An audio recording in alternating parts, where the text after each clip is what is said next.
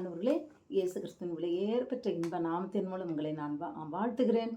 இந்த நாளிலும் நாம் அதிக நாட்களாய் நம்ம வேதத்தை நாம் ஒரு ஒரு கிட்டத்தட்ட போன வாரத்துக்கு போட்டதுக்கப்புறம் அடுத்து சத்தியத்தினுடைய அந்த வேதத்தை நம்ம வீடியோவாக போடலை. இன்றைக்கு போன முறை நம்ம போட்ட யோவேல் வீடியோவை நீங்கள் எல்லாரும் பார்த்துருப்பீங்கன்னு நினைக்கிறேன். இன்றைக்கும் ஒரு ஆசீர்வாதமாய் ஆமோஸ் புத்தகத்தினுடைய சத்தியத்தை குறித்து நாம் பார்க்க போகிறோம். இந்த ஆமோஸ் யார் அப்படின்னு சொன்னால் தீர்க்கதரிசி. ஆனால் யார்? ஒரு ஆடு மேய்க்கிறவன். அவன் ஒரு சாதாரண ஒரு மனுஷன். தாவீது எப்படி ஆடு மேய்த்தவனை ராஜாவாக்கினாரோ அதே போல் இந்த ஆடு மேய்க்கிற ஒரு ஆமோஸை கர்த்தர் தீர்க்கதரிசியாய் மாற்றினார். அதற்கு என்ன காரணம்னா அர்ப்பணிப்பு தான். அவர் பயன்படுத்துவதற்கான பாத்திரங்கள் விலையுயர்ந்த அப்படிப்பட்டவங்களாம் தேவையே இல்லை. ராஜாக்கள் ஆசாரியர்கள்லாம் தேவையில்லை. அதாவது கர்த்தருக்கு முழுமையாக கீழ்ப்படிந்தால் போதும். அப்படி ஆமோஸ் தீர்க்கதரிசியை குறித்து அவர் பேசுகிறார். அதில் வர்ற பயங்கரத்தை நம்ம பார்த்தோம்னா ஒன்றும் இல்லை பிரியமானவர்களே. அவர் என்ன சொல்கிறாருன்னு சொன்னால், மனிதர்கள் கடுமையான வகையில் நடந்து கொண்டால் அவர் தன் கோபத்தை வெளிப்படுத்துகிறார். நான் இது இவருக்கு அதாவது பூமி அதிர்ச்சி உண்டாகுவதற்கு 2 வருடங்களுக்கு முன்பாக இவர் மூலமாக இவர் தீர்க்க தரிசனமாக உரைக்கிறார். இவரோட உசியா ராஜா காலத்தில் இவர் உரைக்கிறார். என்ன உரைக்கிறார் அப்படின்னு சொன்னால், எப்பா நீ செஞ்ச 2 பாதகம் 3 பாதகத்து நிமித்தமாய் அல்ல. பாதகம்னா என்னது சொல்கிற பாவி பாதகம்னு சொல்கிறோம்ல, கெட்ட செயல்கள். அதனால இல்லைப்பா, நீ என்ன பண்ணுற, இருப்புக்கோள் வச்சு நீ ஆளுற. அதாவது அது ஒரு கடினம், இரும்புன்றது கடினம். அப்போ ஜனங்களை எதிரிகளை இருப்புக்கோள் வச்சு ஆடுறது. ஒரு குச்சியில் அடிக்கலாம், இரும்பு வச்சு அடித்தா அப்போ அந்த இருதயத்தை பார்த்தீங்களா, அதுதான் தேவனுக்கு பிடிக்கலை. அவர் சொல்கிறார் இரும்புக்கோள் வச்சு ஆள்ற. அது மாதிரி சொல்லுவார், நீ உன்னுடைய பகைவனுடைய எலும்பை சுட்டு நீராக்கினியே. இப்போ எனக்கு ஒரு வெளிப்பாடு வந்தது பிரியமானவர்களே. அதாவது இந்துக்கள் திருநீர்னு பூசுகிறாங்கல்ல, நீர்ன்றது என்னது? சாம்பல். அதாவது அவங்க எனக்கு அதுக்கு முதல்ல அர்த்தம் தெரியாது, இப்போ இதை வாசித்த உடனே அர்த்தம் தெரியுது. ஆண்டவர் சொல்கிறாரு, உன் பகைவனுடைய எலும்பை சுட்டு, நீ செய்கிற 3 பாதகம் 4 பாதகத்தெல்லாம் நான் நினைக்கல, ஆனால் உன்னோட பகைவனுடைய எலும்பை சுட்டு நீராக்குற பற்றியா, அதனால் நான் உன்னை தண்டிப்பேன்றார். அப்போது நீருன்றது என்னென்னா சாம்பல்.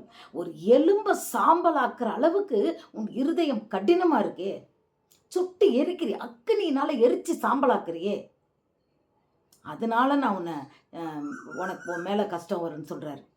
அப்போது இவங்க நீருன்றது என்னென்னா சாம்பல். அப்போது அதுக்கு ஒரு அடைமொழி கொடுத்து திருநீர், சாம்பலை தானே பூசுகிறாங்க.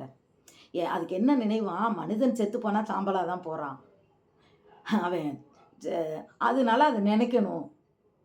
அதுதான் அடையாளம் வழியே, வேறு அதற்கு வேறு அடையாளம் இல்லை. அப்போது ஆண்டவர் சொல்கிறது, நீ கட்டின இருதயம், அதை நான் மன்னிக்க மாட்டேன் அப்படின்றார். அதுதான், வேறு ஒன்றும் இல்லை. அப்புறம் சொல்கிறார், உன்னுடைய மோவாபை பார்த்து சொல்லுகிறாரு. மோவாபை பார்த்து தான் இந்த வார்த்தை சொல்கிறாரு, நீ உன்னோட பகைவனுடைய எலும்பை நீராக்குனியே. இஸ்ரவேலை பார்த்து சொல்கிறாரு. அதுக்கு முன்னாடி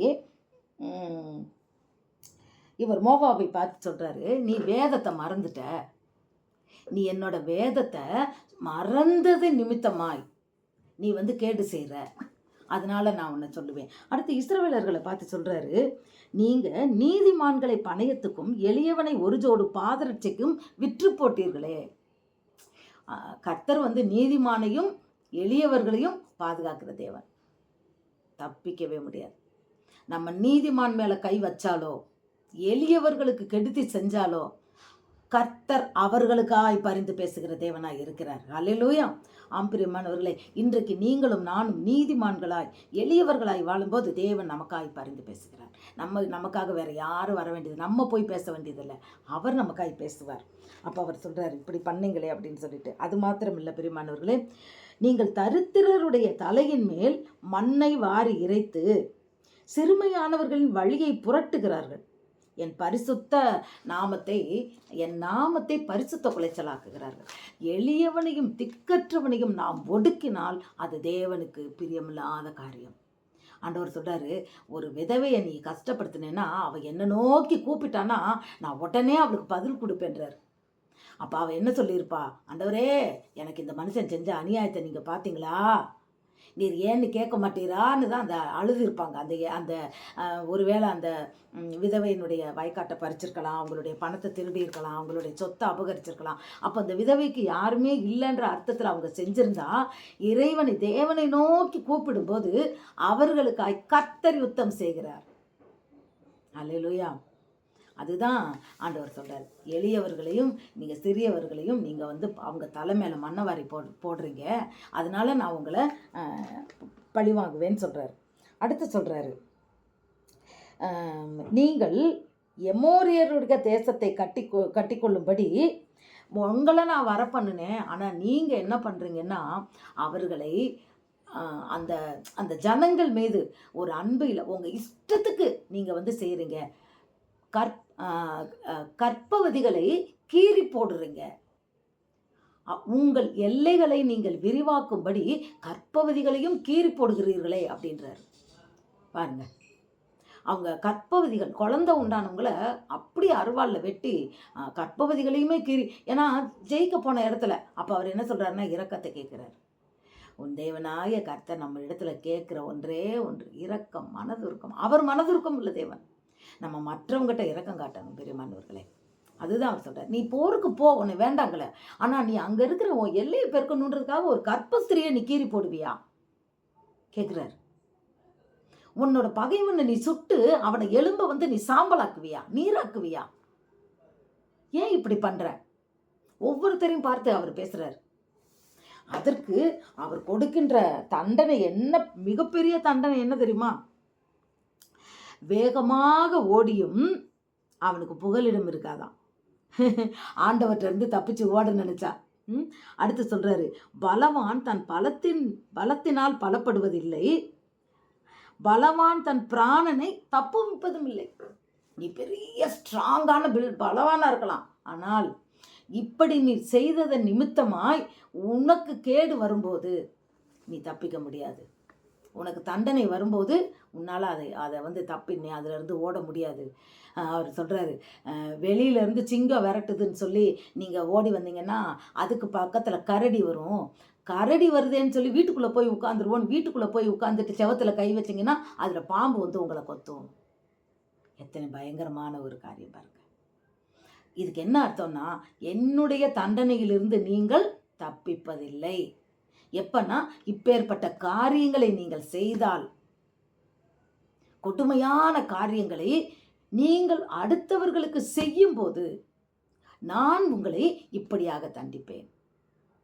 பலவான் என்ன செய்வானா, நிர்வாணியா ஓடி போயிடுவானா. அவனை அப்படின்னா என்ன அர்த்தம்? அவன் அவ்வளவு ஸ்ட்ராங்கு, உடுப்பு கூட கீழே அவந்து விழுகிறது தெரியாதபடி ஓடுவான். அவன் பலசாலி. ஆனால் தேவனுடைய இந்த காரியங்கள் நடக்கும்போது அவன் ஓடி போகும்போது அவன் நிர்வாணியாய் ஓடி போவானான். அதனால நம்ம என்ன காட்டணும்னா, இரக்கமும் தேவனுடைய கற்பனைகளையும் கட்டளைகளையும் நான் கடைப்பிடிக்க வேண்டும் பிரியமானவர்களே. வேறு எதுவுமே ஆண்டவர் நம்மள இடத்துல கேட்கல. அதுதான் முக்கியமாக அவர் சொல்கிறார். அது மாத்திரம் இல்லை, ஆண்டவர் சொல்கிறாரு, உன்னுடைய மாதப்பிறப்பும் உன்னுடைய மாதப்பிறப்பையும் உன்னோட ஞாயிற்றுக்கிழமையும் நீ என்ன நினைக்கிற? சந்தோஷமாவா நீ நினச்ச? ஏன்னா மாதப்பிறப்பில் அன்னைக்கு தேவனுடைய ஆலயத்துக்கு போகணும்.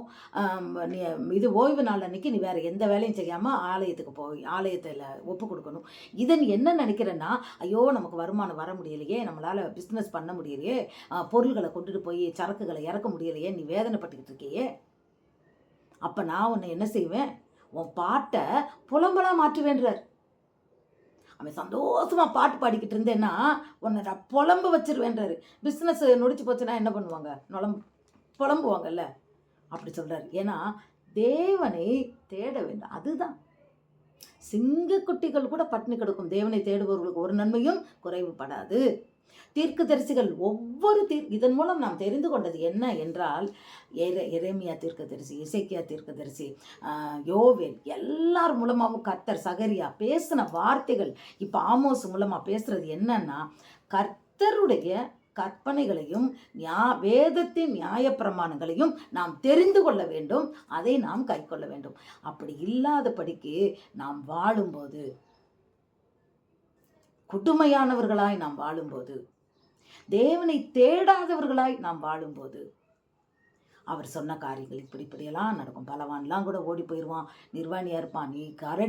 நீ சிங்கத்துக்கு தப்பிச்சு வர்றேன்னு நினைக்கிற, கரடிகிட்ட மாட்டிக்கிடுவ, அதுலேருந்து நீ தப்பிச்சு வந்து வீட்டுக்குள்ளே ஒளிஞ்சுக்கலான்னு நினைக்கிறியா, செவத்தில் கை வச்சோடனே உன்னை பாம்பு வந்து கடிக்கும். அப்போது ஒன்றின் மேல் ஒன்று தீங்கு உன்னை நெருங்கும் என்பதை குறித்து கர்த்தர் இப்படியாக சொல்லுகிறார் பிரியமானவர்களே.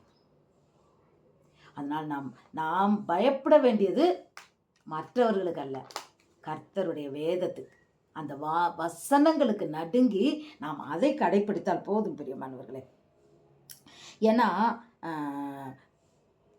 ஒரு காலம் வரும்போது கர்த்தருடைய வசனத்துக்கு பஞ்சம் வருமா, அப்போ அந்த கர்த்தருடைய வசனங்களே கிடைக்காமல் போயிருமா. ஒரு சமுத்திரம் தொடங்கி மறு சமுத்திரம் வரையிலும் நீங்கள் தேடினாலும் கர்த்தருடைய வசனங்களுக்கு பஞ்சம் என்று ஒரு காலம் வரும். நீங்கள் தேடியும் அதை கண்டடைய மாட்டீங்க. அதுதான் சொல்லுவாங்க எங்கள் பாஸ்டர், இப்போமே வசனங்களை எல்லாம் நீங்கள் மனப்பாடம் பண்ணி வச்சுக்கிங்க, இதயத்துக்குள்ளே வச்சுக்கிங்க. அன்றைக்கி நமக்கு தெரியாதுல்ல, சொல்லுங்கள், கர்த்தருடைய சத்தியம் நமக்கு தெரியுமா? படித்தா தானே தெரியும். அது நம்ம உள்ளத்தில் எழுதுனா தானே நம்ம மறக்க மாட்டோம். முதல்ல இருந்து வர்றதெல்லாம் என்ன தெரியுமா? ஒன்றே ஒன்று தான். ஆண்டவர் என்ன சொல்கிறாரு? நானே வழியும் நானே சத்தியமும் நானே ஜீவனுமாக இருக்கிறேன். வழி என்ன? சத்தியத்தை அறிவீர்கள், சத்தியம் உங்களை விடுதலையாகும். கர்த்தருடைய சத்தியம் என்ன சொல்லுது, வேதம் என்ன சொல்லுது, இது மிக மிக முக்கியமானது பிரியமானவர்களே. அது மாத்திரம்தான். அடுத்து அவர் சொல்கிறார், அந்த நாளில் சௌந்தரியமுள்ள கன்னிகைகளும் வாலிபர்களும் தாகத்தினால் சோர்ந்து போவார்கள். என்னன்னா, வசனம் கிடைக்காத தாகத்தினால சோர்ந்து போவார்களாம். அப்பம் கிடைக்காது, என்னோட வசனம் தான் அப்போன்றார். அது எதுவுமே உங்களுக்கு கிடைக்காது. அழகான பெண்களும் வாலிபர்கள் சோர்ந்து போவாங்க. அது மாத்திரம் இல்லை, என் கண்களை அவர்கள் மீது தீமைக்கு வைப்பேன், நன்மைக்கு அல்ல. என் கண்களை அவர்கள் மீது நான் நன்மைக்கு அல்ல தீமைக்கு நான் வைப்பேன். என்ன தீங்கு அவங்களுக்கு செய்யணும்னு சொல்லி நான் காத்திருப்பேன்னு சொல்றாரு. அவர்கள் தப்புவதில்லை, அப்படியே தப்புவிப்பவன் ரட்சிக்கப்படுவதில்லை. ஆண்டவர்களை அண்டிக் கொண்டவர்களையோ, இந்த வசனத்தை நல்லா கவனிங்க, இதுதான் நமக்கு முக்கியமான வசனம். ஆண்டவரை அண்டிக் கொண்டவர்களையோ, விழுந்து போன தாவீதின் கூடாரத்தை திரும்ப எடுப்பித்து பழுதானவைகளை சீர்படுத்தி பூர்வ நாட்களில் இருந்ததை போல் ஆக்குவேன். இஸ்ரவேலரின் சிறையிருப்பை ஹல்லேலூயா. பிரியமானவர்களே, சிறையிருப்பை தீர்ப்புவேன் அப்படின்ற ஒரு வீடியோ நேற்றைக்கு இல்லை இனி வரும். நேற்றுக்கு நான் எடுத்திருக்கிறேன், இன்னைக்கு அது உங்களுக்கு வரும். இன்னைக்கு நான் போடுவேன், சிறையிருப்பை திருப்புவேன். அது இப்படிப்பட்ட சிறையிருப்பு தான் இல்லையா? அது வேறு வீடியோ. இதில் அந்த வார்த்தை வருது. யாருடைய சிறையிருப்பை கர்த்தர் திருப்புவார்னா, தேவனை அண்டிக் கொண்டவர்கள். கர்த்தர் எந்த ஜனம் அண்டிக் கொள்ளுதோ, தேவனுடைய சத்தத்தைக்கு கீழ்ப்படிந்த அவர் போதும்னு அவரை பிடித்து கொள்ளுதோ, அவர்களுக்கு விழுந்து போய் கிடக்கிற கூடாரத்தை நான் என்ன செய்வேன்னா திருப்பி எடுத்து அவர்களை நிலைநிறுத்தி அவர்கள் சிறையிருப்பை நான் திருப்புவேன். இப்போது இதனோட தொடர்ச்சியாக கூட அந்த வீடியோவை கூட நான் வைக்கலாம். ஏன்னா அந்த வீடியோனுடைய இதுவே சிறையிருப்பு. அதில் என்னென்ன வகையான சிறையிருப்புகளை கர்த்தர் உங்களை, சிறையிருப்புகளிலிருந்து கர்த்தர் உங்களை விடுதலையாக்குவான். அது ஒரு அருமையான வீடியோ பிரியமானவர்களே. நிச்சயமாக அதை பார்க்கும் போதே உங்கள் சிறையிருப்பு மாறும். இந்த ரெண்டையும் கூட ஒன்றா போட்டுக்கலாம்னு நினைக்கிறேன். இது பாகம் 1, அது பாகம் 2ன்னு கூட போட்டுக்கலாம். அப்படி கூட நான் போடுறேன். இது சிறையிருப்பு திருப்புதல். இது ஆனால் ஆமோஸ் தீர்க்க தரிசன புஸ்தகம், அதனால் அப்படி சொல்ல முடியாது. ஆமோஸ் தீர்க்க தரிசன புஸ்தகத்தின் படி, ஆனால் நான் இதுபடி நான் அது பண்ணலை. ஆனால் நான் எடுத்த தேவ ஆவியானவர் கொடுத்த தலைப்பு சிறையிருப்பை நான் திருப்புவேன். இன்றைக்கு கர்த்தர் இதுலேயும் அப்படியே பேசுகிறார்.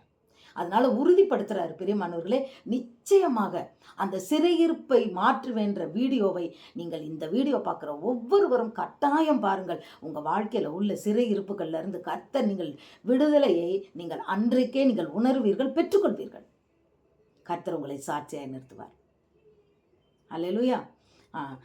அதனால நாம் ஆமோஸ் தீர்க்க தரிசனம் மூலமாக நாம் தெரிந்து கொண்டது என்ன அப்படின்னு சொன்னால் கர்த்தரை அண்டிக் கொண்டவர்களை அவர் காப்பாற்றுவார். கர்த்தருடைய வசனங்களை மறந்தவர்களை தேவன் மறந்து விடுவார்.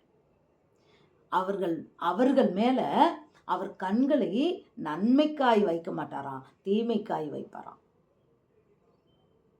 இன்றைக்கும் நம்ம சொல்லுவோம் தீமையை நன்மையாக மாற்றுகிற கர்த்தர்னு.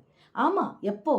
கர்த்தருடைய பரிசுத்த நாமத்தின் மகிமைக்கென்று அவர் கொடுத்த வேதத்தை நேசிக்கிறவர்களுக்கு, அவர் வேதத்தின்படி நடப்பவர்களுக்கு அவர் தீமையை நன்மையாக மாற்றுகிறார். ஹல்லேலூயா. உண்மையாய் பிரியமானவர்களே, இந்த ஆமோஸ் தீர்க்க தரிசன புஸ்தகம் அருமையான ஒரு புஸ்தகம். அதனால தான் இதை எடுத்து அதை ரொம்ப ஜெபம் பண்ணி அதை போடுவதற்கு டைம் ஆயிடுச்சு. ஏன்னா இது அநேகருக்கு முக்கியமாக ஆசீர்வாதமாக இருக்கணும். இது ஏதோ இந்த வீடியோவை நம்ம பார்த்துட்டோம் முடிஞ்சிருச்சுன்னு இல்லை. இதிலிருந்து தீர்க்க தரிசனம் என்ன வெளிப்பாடு வந்ததுன்றதை நம் வாழ்க்கையில் நாம் ஏற்றுக்கொள்ள வேண்டும். அதன்படி நாம் நம் வாழ்க்கையை சீர்படுத்த வேண்டும். கர்த்தர் உங்களை ஆசீர்வதிப்பாராக. God bless you. பிரியமானவர்களே, ஒவ்வொரு வீடியோவையும் பாருங்கள், கமெண்ட் பண்ணுங்க, மெயினாக சப்ஸ்கிரைப் பண்ணுங்க. பண்ணாதவங்க சப்ஸ்கிரைப் பண்ணுங்க. நீங்கள் பண்ணுற ஒவ்வொரு சப்ஸ்கிரைப்பும் இன்னொரு 100 பேருக்கு அவங்க அனுப்புறதுக்கு ஏதுவாக இருக்கும்.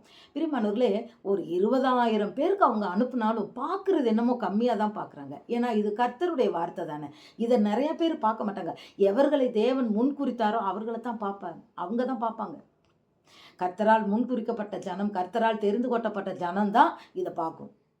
மற்றவங்களாம் சந்தோஷப்படுறதையும் ஜாலியாக இருக்கிறதையும், இந்த என்ன சொல்கிறது, பாட்டு பாடுற ஒரு சந்தோஷத்துக்கு இது பண்ணுறது, ரீமிக்ஸு, இந்த மாதிரி ரீலு, இது மாதிரி தானே பார்ப்பாங்க. ஆனால் தேவனுடைய ராஜ்யத்துக்கு சொந்தக்காரர்கள், தேவனுடைய ராஜ்யத்துக்குள்ளே போகணும்னு தேவனால் முன்குறிக்கப்பட்டவர்கள், நித்திய ஜீவனுக்குரியவர்கள் நிச்சயமாக இதை பார்ப்பார்கள். ஹல்லேலூயா. அதனால நீங்கள் சப்ஸ்கிரைப் பண்ணி, ஷேர் பண்ணி, லைக் பண்ணும்போது, கமெண்ட் பண்ணும்போது இன்னும் அதிகமாய் இது மற்றவர்களுக்கும் இந்த சத்தியம் கடந்து போவதற்கு நீங்கள் உதவியாக இருக்கிறீர்கள். அதற்கென்று ஒரு ஆசீர்வாதத்தை கர்த்தர் உங்களுக்கு தருவாராக. அதனால் உங்களுக்கு உங்களுக்கு தெரிஞ்சவங்களுக்கு சத்தியத்தை அனுப்புங்க, இந்த வீடியோக்களை அனுப்புங்க, அவங்கள ஷேர் பண்ண சொல்லுங்கள். அவங்களால ஒருத்தவங்க தொடப்பட்டு ஆசீர்வதிக்கப்பட்டாங்கன்னா உண்மையில் அது பெரிய காரியம். அந்த ஆசீர்வாதம் உங்களுக்கு தான். கர்த்தர் பெரியவர். இன்னும் தொடர்ந்து என்னோட வீடியோவில் தொடர்ந்து இருங்கள்.